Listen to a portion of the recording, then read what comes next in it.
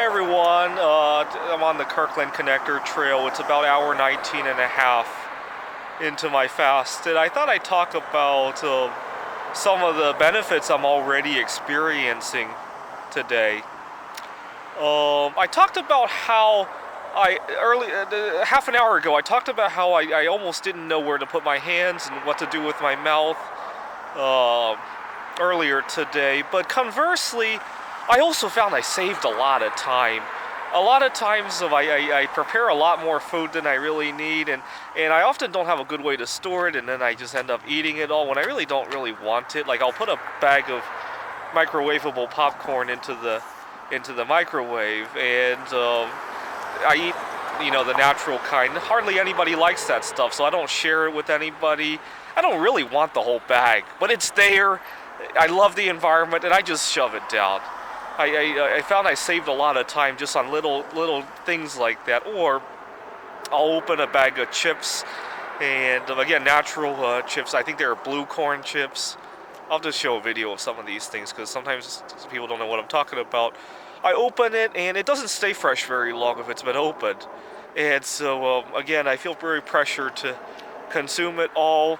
And whether it's bad or good for me, it takes a lot of time out of the day. So that's the number one thing that I noticed right off the bat.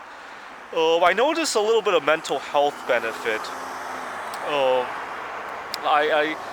I'm not preoccupied with getting back to my food. Sometimes I'll be in the middle of eating something, and something happens, right, that needs my attention. Whether I'm eating it at home and the phone rings, or I'm eating it in the office and somebody needs my attention, or I'm eating it while driving and something happens on the road that needs my attention, or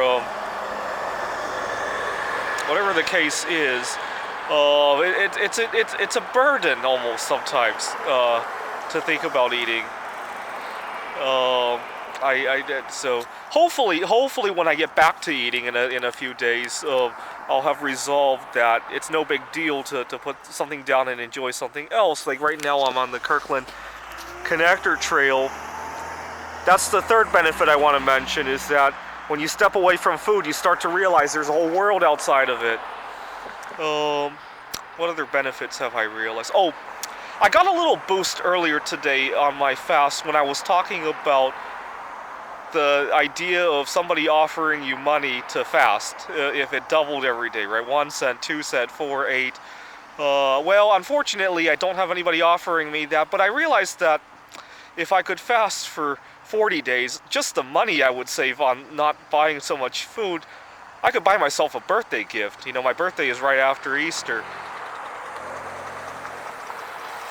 And I'm probably not going to go 40 days. Disclaimer on that. But even if I do a 3-day fast every month, that's not bad. That's 40 days over the year right there. And I could certainly use that for a birthday gift or a Christmas gift or to travel. I often don't have enough money to travel the places I want to. I often go to places that are very cheap. Which is nice too. There are certain things that the cheap places have that the more expensive destinations actually doesn't. So that's good too. What else did I realize today? It just feels like a big weight has been lifted off my shoulders. Not having to worry about finding space to eat, not having to worry about finding the time to put aside to eat. Unfortunately, humans need to eat. If there was a way I could swallow a pill and not have to eat anything, I might actually consider, or at least consider doing that intermittently, right? Maybe half the year not be burdened by food. The other half, especially when I travel, right? Especially when I go to Taiwan, because I love their fish, right? So, yeah, there's some mental benefits. There's some physical benefits. I had a little detox symptom earlier when I vomited, but I felt so good afterwards. The main barrier that I'm going to have to get over is that I really love having a bowel movement from time to time. And last time I tried to fast 3 or 4 days, that was the barrier that I couldn't push through. if I remember correctly. I got through all the social barriers. I got through the initial hunger. The hunger doesn't last very long, actually.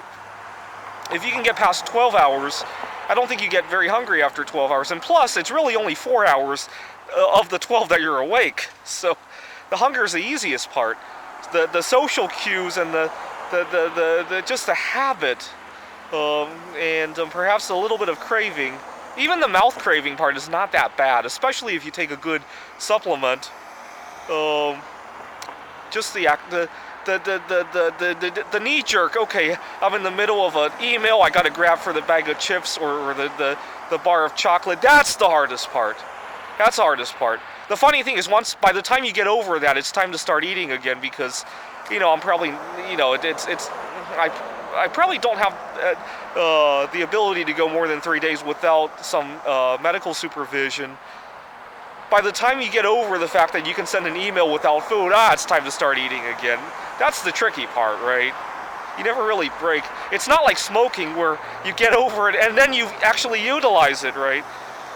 Anyways, I'll post another video at the 24-hour mark later tonight.